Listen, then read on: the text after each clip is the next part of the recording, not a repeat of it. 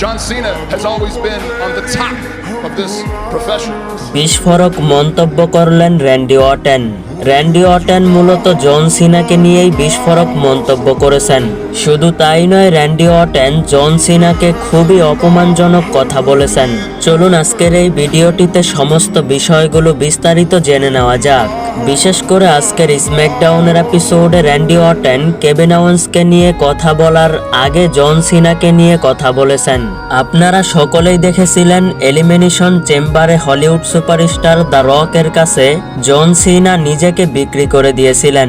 এরপর জন সিনা hill turn করেছিলেন, Cody রোডসকে খুবই ভয়াবহ আক্রমণ করেছিলেন।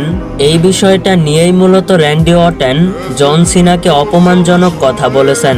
সেইখানে র্যান্ডি অর্টন বলেছেন জন সিনা কতটা খারাপ মানুষ হয়ে গিয়েছে, তিনি নিজের আত্মা রকের কাছে বিক্রি করে দিয়েছে। শুধু তাই নয়, র্যান্ডি অর্টন আরো বলেছেন জন সিনা হলিউড সুপারস্টার দ্য রকের উপরে ছিল, তবে জন সিনা নিজের আত্মা রকের কাছে বিক্রি করে দেওয়ার পর রকের নিচে নেমে গিয়েছে। এছাড়াও র্যান্ডি অর্টন আরো বলেছেন জন সিনা যেই রকের কাছে নিজের আত্মা বিক্রি করেছেন, সেই রক একদিন বাধ্য হয়ে জন সিনাকে রক বটম মারবেন। এইভাবেই মূলত র্যান্ডি অর্টন জন সিনাকে অপমানজনক কথা বলেছেন। তবে যাই হোক, জন সিনা তিনি যেহেতু তার ক্যারিয়ারের একেবারে শেষ প্রান্তে এসে হিল টার্ন করেছেন, এই বিষয়টা নিয়ে আপনাদের মন্তব্য কি?